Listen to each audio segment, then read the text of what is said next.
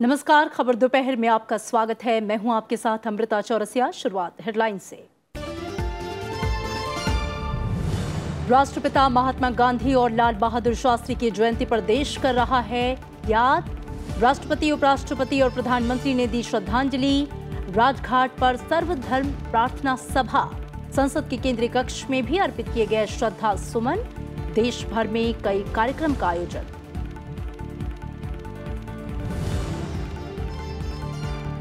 प्रधानमंत्री ने दुनिया को स्वच्छ बनाने के लिए राजनीतिक नेतृत्व समेत 4P का दिया मंत्र। महात्मा गांधी अंतर्राष्ट्रीय स्वच्छता सम्मेलन के समापन समारोह में संबोधन। यूएन महासचिव ने कहा, 2030 तक स्वच्छता से जुड़े सतत विकास के लक्ष्य हासिल करने में भारत दुनिया का रोल मॉडल।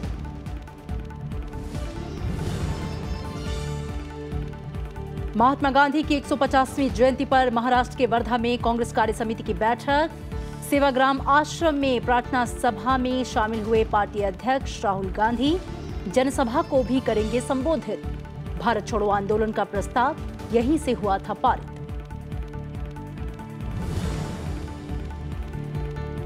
अंतर्राष्ट्रीय सौर गठबंधन महासभा की पहली बैठक का दिल्ली में प्रधानमंत्री आज करेंगे शुभारंभ।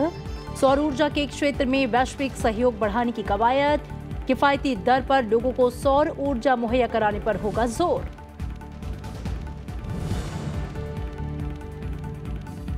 और इंडोनेशिया में भूकंप और सुनामी से अब तक 1200 से ज्यादा लोगों की मौत। 5.9 तीव्रता वाले भूकंप से फिर दहला देश। मदद के लिए भारतीय नौसेना के 3 जंगी जहाज रवाना। प्रधानमंत्री नरेंद्र मोदी ने राष्ट्रपति जोको विडोडो से बात का दिया हर मुमकिन मदद का भरोसा।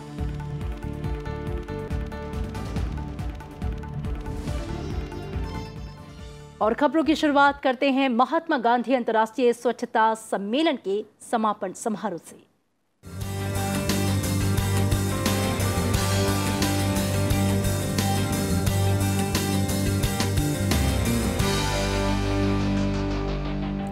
प्रधानमंत्री नरेंद्र मोदी ने वैश्विक स्वच्छता के लिए 4P का मंत्र दिया। राष्ट्रपति भवन के सांस्कृतिक केंद्र में महात्मा गांधी अंतर्राष्ट्रीय स्वच्छता सम्मेलन के समापन समारोह को संबोधित करते हुए प्रधानमंत्री ने कहा कि दुनिया को स्वच्छ बनाने के लिए पॉलिटिकल लीडरशिप यानी राजनीतिक नेतृत्व, पब्लिक फंडिंग यानी सार्वजनिक फंडिंग, पार्टनरशिप यानी साझेदारी और पीपल्स पार्टिसिपेशन यानी कि जन भागीदारी आवश्यक है। प्रधानमंत्री ने कहा कि 2014 से पहले ग्रामीण स्वच्छता का दायरा लगभग 38% था, जो आज 94% हो चुका है। देश में खुले में शौच से मुक्त यानी कि ODF गांव की संख्या 5 लाख को पार कर चुकी है और अब तक 25 राज्य खुद को खुले में शौच से मुक्त घोषित कर चुके हैं। प्रधानमंत्री ने कहा कि समृद्ध दर्शन, पुरातन प्रेरणा, आधुनिक तकनीक और प्रभावी कार्यक्रमों के सहारे आज भारत सस्टेनेबल डेवलपमेंट गोल्स के लक्ष्यों को हासिल करने की तरफ तेजी से बढ़ रहा है। साथ ही सरकार सफाई के साथ ही पोषण पर भी समान रूप से बल दे रही है।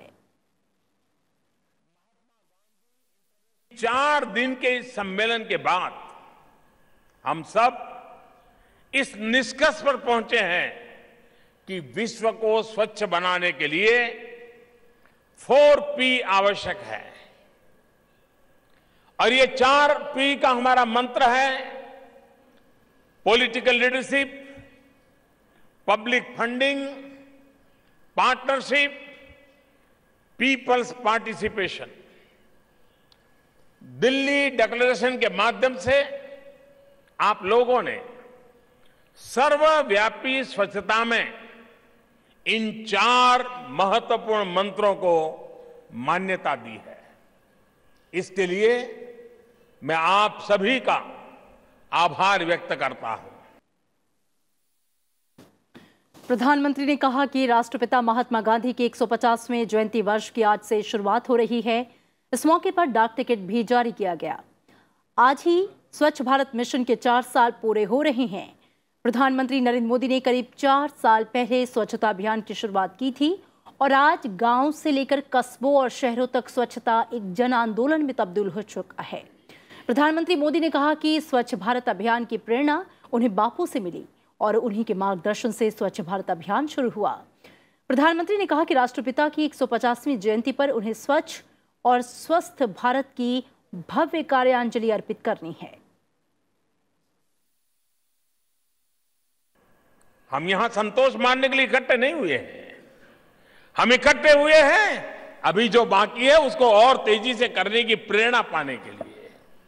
हमें आगे बढ़ना है और राष्ट्रपिता महात्मा गांधी को उनके 150वें जन्म दिवस पर स्वच्छ और स्वस्थ भारत की भव्य कार्यांजलि अर्पित करनी है।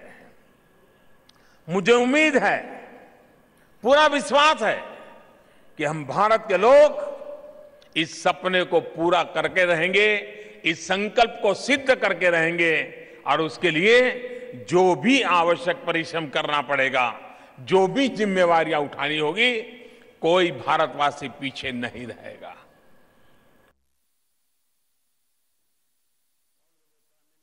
May I congratulate you, Prime Minister, on your remarkable leadership and vision on this area that is vital for the well-being of humankind.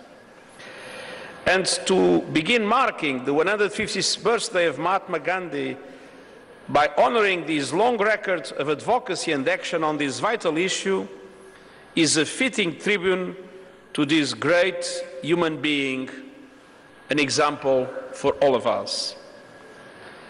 The Mahatma was ahead of his time when it came to safe, hygienic sanitation, as he was in so many other areas. He demanded the right of sanitation for everyone, and he demanded respect for that right from everyone. And the Clean India mission builds on his genius and lifelong quest for human dignity. It is by far, Honourable Prime Minister, not only the largest investment, but the largest campaign of people's mobilization in this area around the world. It is inspiring to see the international community come together around this important issue. And it is essential that we are ready to break taboos and speak out when lives are at stake, even on the most sensitive matters. An estimated 2.3 billion people worldwide still do not have basic sanitation facilities. I believe that what's happening in India is quickly changing the statistics. Almost 1 billion still practice open defecation. All people have the right to safe water and sanitation. If we are to build resilient societies on a healthy planet and achieve the overarching ambition of the 2030 Agenda for Sustainable Development, we must tackle this issue urgently, as it is being done in India.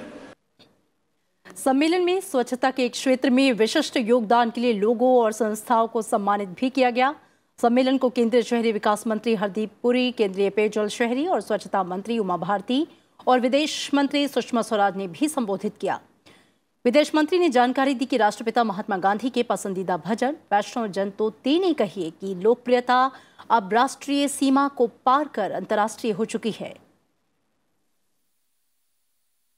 Sanitation cover, which in 2014 was approximately 40% for Indians, today is more than double that we have succeeded not only in meeting most of the physical targets. 500,000 villages are now open defecation free, 300 cities are open defecation free, and that the ODF and ODF plus protocols that are being put into place will ensure that we become completely solid waste management in a manner which transforms the country. Today, India's progress under Swachh Bharat mission is making a very significant contribution to the achievement of the Sustainable Development Goal 6.2 Sanitation for All. Friends, today as Mahatma Gandhi International Sanitation Convention comes to a closure, it also marks the beginning of the final year of Swachh Bharat mission of Clean India mission. I am sure that in the past few days, you have experienced how Swachh Bharat mission has transformed from a government-led program to a true Jan Andolan. हमने अपने सभी राजदूतों से कहा कि आप अपने अपने देश में जहां आप काम कर रहे हैं, अपने यहाँ का प्रसिद्ध गायक चुनिए। वैष्णव जनते के शब्द हम आपको भेज रहे हैं, अपने यहाँ की भाषा में उसका अनुवाद करके बैठाकर उनको समझाइए कि इसका अर्थ क्या है। और फिर गुजराती भाषा में इसी धुन में उसको गवाइए।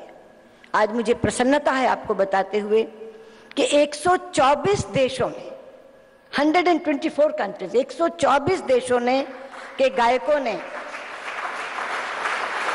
ये भजन गाया है। भाषा न जानते हुए भी लगभग सही उच्चारण में गाया है। गांधी जी की हर सभा में बजने वाले पसंदीदा भजन वैष्णव जन तो तेने कहिए की लोकप्रियता राष्ट्रीय सीमा को पार कर चुकी है। इस भजन को अब 124 देशों के गायकों और म्यूजिकल ग्रुपों ने अपनी आवाज दी। इनमें से चयनित 41 देशों के गायकों की आवाज में रिकॉर्ड इस भजन का एक वीडियो आज जारी किया गया।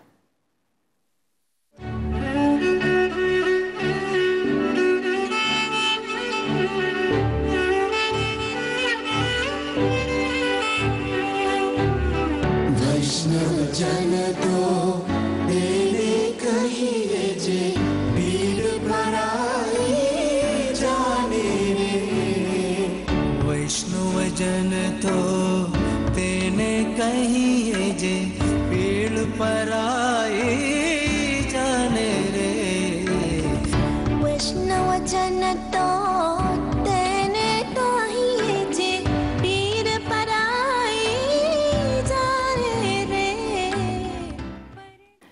प्रधानमंत्री ने इस बेहतरीन काम के लिए विदेश मंत्री सुषमा स्वराज और उनकी टीम की प्रशंसा की। प्रधानमंत्री ने उम्मीद जताई है कि गांधी जी का ये भजन दुनिया भर के लोगों को प्रेरणा देगा।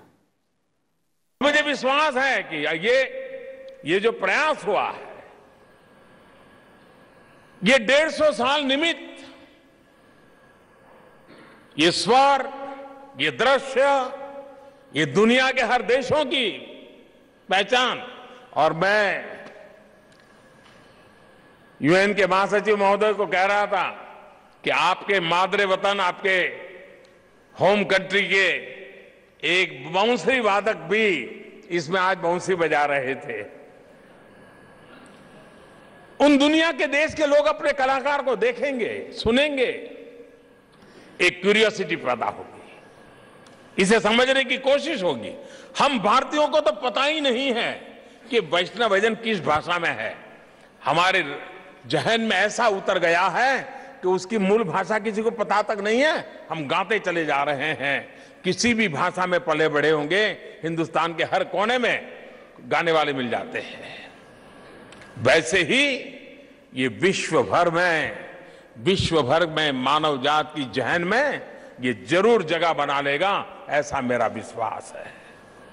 मैं फिर एक बार सुषमा जी की टीम को भी हृदयपूर्वक बहुत बहुत बधाई देता हूं। देश आज राष्ट्रपिता महात्मा गांधी की 149वीं जयंती मना रहा है और आज से राष्ट्रपिता बापू के 150वें जयंती वर्ष की शुरुआत हो रही है। देश स्वतंत्रता प्राप्ति के लिए राष्ट्रपिता के संघर्ष, समर्पण और आदर्शों को याद कर रहा है।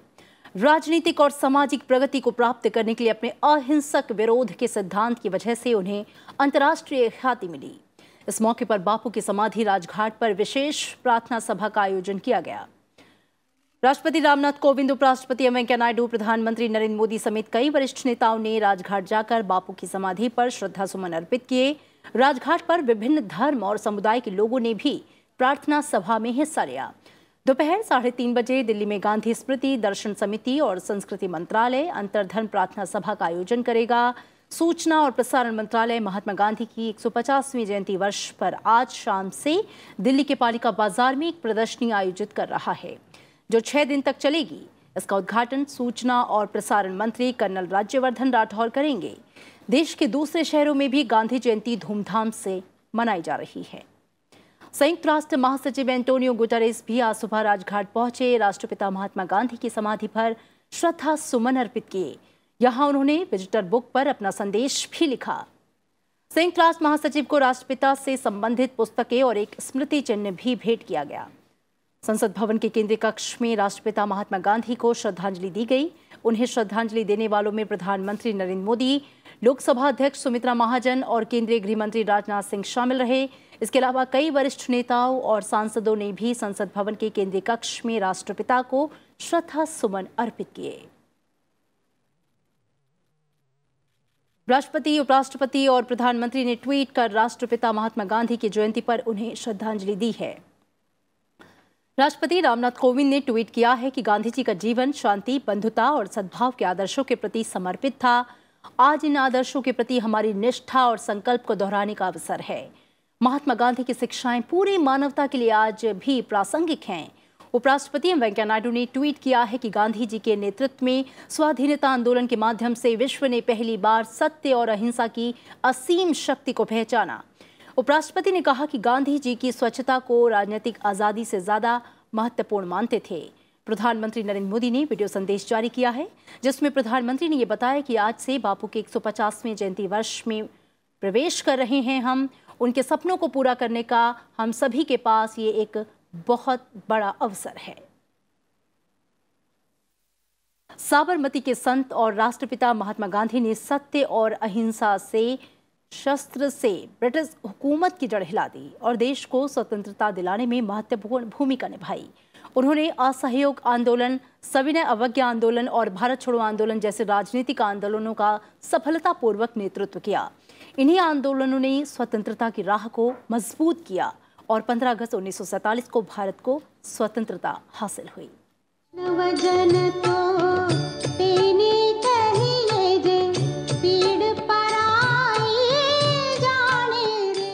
मोहनदास करमचंद गांधी यानी महात्मा गांधी का जन्म 2 अक्टूबर 1869 को गुजरात के पोरबंदर में हुआ। उन्होंने यूनिवर्सिटी कॉलेज ऑफ लंदन से कानून की पढ़ाई पूरी की। 1915 में दक्षिण अफ्रीका से भारत लौटे और 1917 में चंपारण सत्याग्रह से स्वतंत्रता आंदोलन में शामिल हो गए। I must ask you to believe me when I say that I have never made a statement of this description, that the masses of India, if it became necessary, would resort to violence. 1920 में उन्होंने असहयोग आंदोलन शुरू किया, लेकिन चौरी चौरा की घटना से दुखी होकर उसे वापस ले लिया। 1930 में महात्मा गांधी ने सविनय अवज्ञा आंदोलन शुरू किया और दांडी से नमक सत्याग्रह की शुरुआत की। 1942 में उन्होंने करो या मरो के नारे के साथ भारत छोड़ो आंदोलन शुरू किया, जिसके चलते 15 अगस्त 1947 को देश को आजादी मिली। 30 जनवरी 1948 को नाथूराम गोडसे ने महात्मा गांधी पर गोली चलाकर उन्हें हमसे छीन लिया।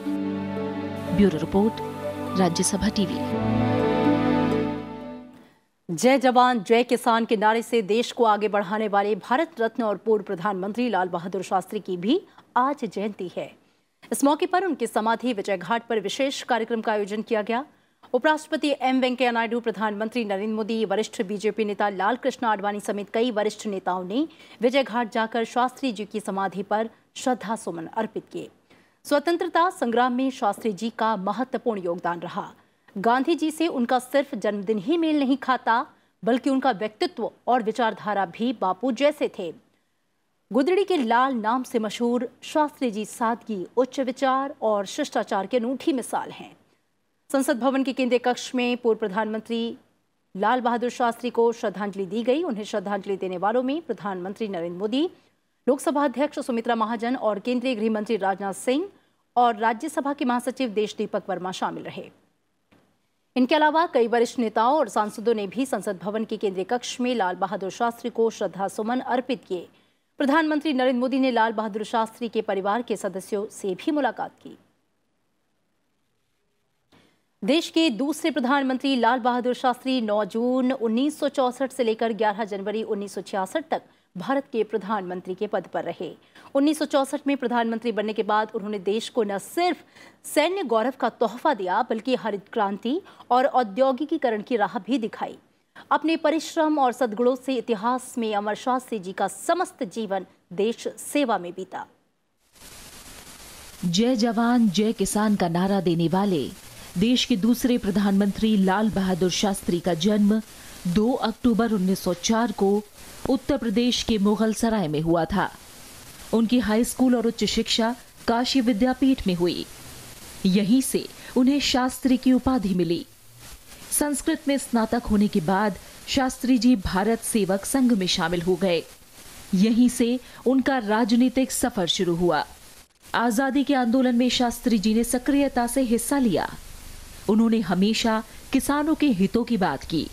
देश के पहले प्रधानमंत्री पंडित जवाहरलाल नेहरू के मंत्रिमंडल में उन्होंने कई मंत्रालयों में अहम भूमिका निभाई। पंडित जी के निधन के बाद उन्हें देश का प्रधानमंत्री बनाया गया। 1965 में पाकिस्तान हमले के वक्त जय जवान जय किसान का नारा लोगों में एकजुटता की मिसाल बन गया। पाकिस्तान के साथ ताशकंद समझौता उनके कार्यकाल का सबसे अहम फैसला था। इसी समझौते के बाद 11 जनवरी 1966 को उनका निधन हो गया। Bureau report, Rajya Sabha TV. Mahatma Gandhi की 150वीं जयंती वर्ष के मौके पर कांग्रेस वर्किंग कमेटी की आज वर्धा में बैठक हो रही है। इससे पहले कांग्रेस ने वर्धा के सेवाग्राम आश्रम से गांधी संदेश यात्रा की शुरुआत की। इस मौके पर कांग्रेस अध्यक्ष राहुल गांधी के अलावा सोनिया गांधी समेत कई वरिष्ठ नेताओं ने सेवाग्राम में प्रार्थना सभा में हिस्सा लिया। अब से कुछ ही देर बाद कांग्रेस कार्य समिति की बैठक वर्धा के महादेव भवन में शुरू होने वाली है। बैठक में यूपी अध्यक्ष सोनिया गांधी, पूर्व प्रधानमंत्री मनमोहन सिंह समेत पार्टी वर्किंग कमेटी के सभी सदस्य शामिल होंगे। और वर्धा से हमारे संवाददाता मोहम्मद फातेह टीपू हमारे साथ जुड़ रहे हैं ज्यादा जानकारी के साथ। आपसे जानना चाहेंगे कि कांग्रेस वर्किंग कमेटी की बैठक शुरू होने वाली है, क्या ज्यादा जानकारी है इस बैठक को लेकर?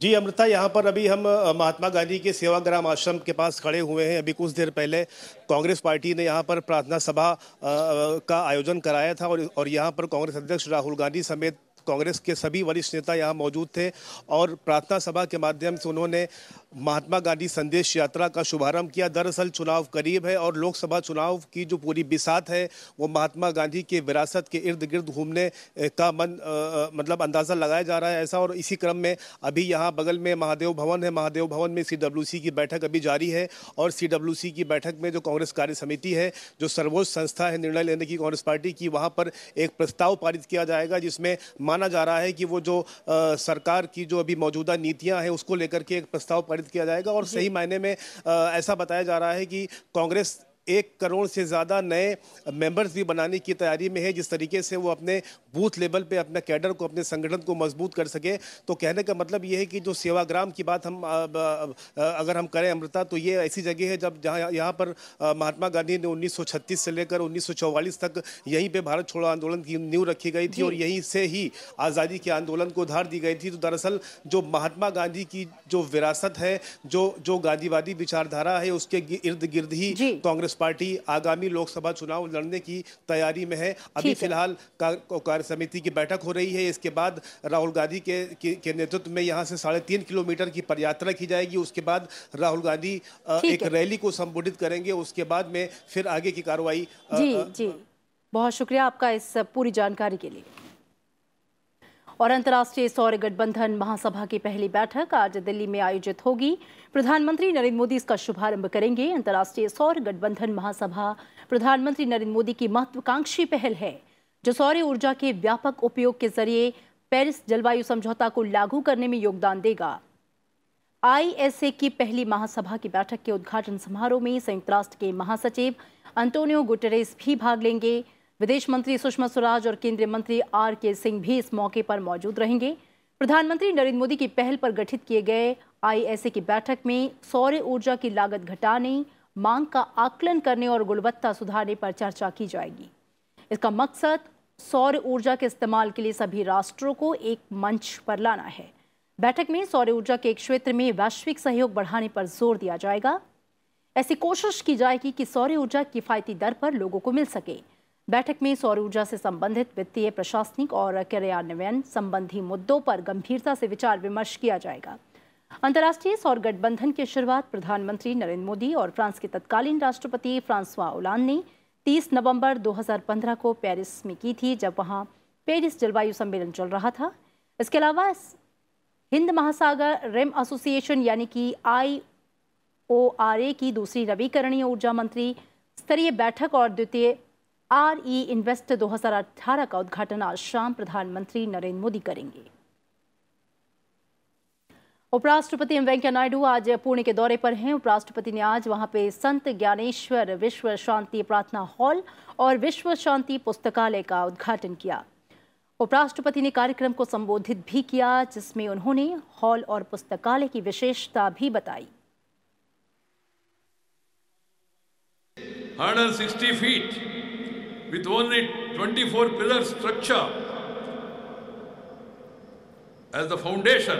The dome also houses a library and a prayer hall with 54 bronze statues of revered scholars, saints, scientists, philosophers and gurus together. I don't think anywhere in the world you have such a combination of people. But this will be another wonder of the world, situated in Pune, Maharashtra, in India, that is Bharat. This will go down in the history. The library covers an unbelievable expanse of 62,500 square feet with millions of books, and is going to be a testament to the knowledge and wisdom that India as a country holds and disseminates. The idea behind this entire thing is the basic philosophy of India, or Bharatiya. और अंत में चलते चलते आपको छोड़ जाते हैं महात्मा गांधी के उस पसंदीदा भजन के साथ, जिसे विदेश मंत्रालय ने 124 देशों के कलाकारों की आवाज में तैयार किया है। प्रधानमंत्री नरेंद्र मोदी ने आज इसका संक्षिप्त संस्करण जारी किया है।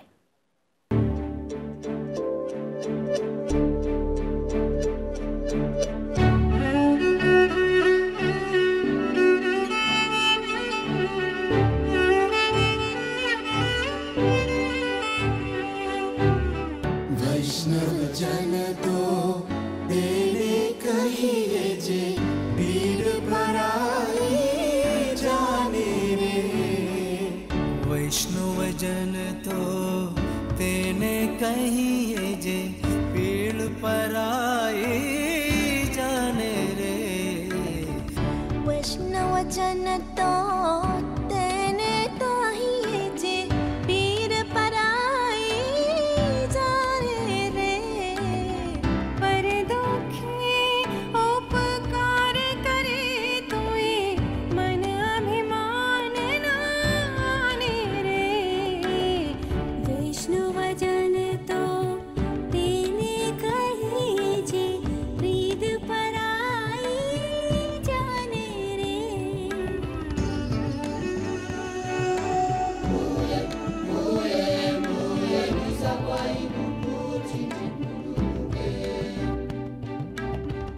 सकल लोक मान सहुने वंदे।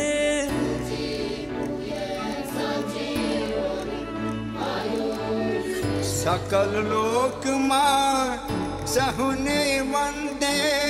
निंदा ना करे के नीरे। निंदा न करे के नीरे। वाच काच मन निश्चल राखे। धन धन जनानी देनी रे। वैष्णव जन तो तेने कहिए जे पीर पराई जाने रे। वैष्णव जन तो तेने कहिए जे। वैष्णव जन तो तेने कहिए जे पीर पराई जाने रे।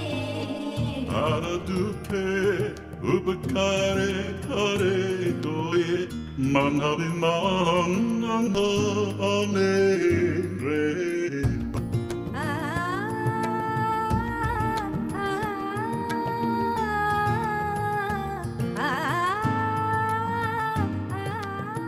सकल लोकमा सहुने वंदे। निंदा न करे के नीरे। जीवाथ स्वकीय सत्य न बोले भर धन नव ज्वले हाथ रे वैष्णव जन तो तेने कहिए जे पीर पराई जाने रे वैष्णव जन तो तेने कहिए जे पीर पराई जाने रे